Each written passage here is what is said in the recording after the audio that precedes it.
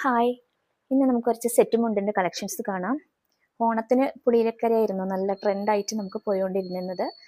തിരുവാതിരൊക്കെ വന്നപ്പോഴത്തേനും കട്ടിക്കറിയായി കേട്ടോ. അപ്പോൾ കട്ടിക്കറിയിൽ വന്ന കുറച്ച് കളേഴ്സ് നമുക്ക് കാണാം. ആദ്യമായിട്ട് ഇതാ നല്ലൊരു പർപ്പിൾ എന്ന് പറഞ്ഞാൽ ഡാർക്ക് പർപ്പിളാണ്. നല്ല നല്ല പർപ്പിൾ, നല്ല ഡാർക്ക് പർപ്പിൾ. 2.80 മീറ്ററാണ് ലെങ്ത് വരുന്നത്. കോട്ടൻ്റെ സെറ്റ് മുണ്ടാണ്. Next black,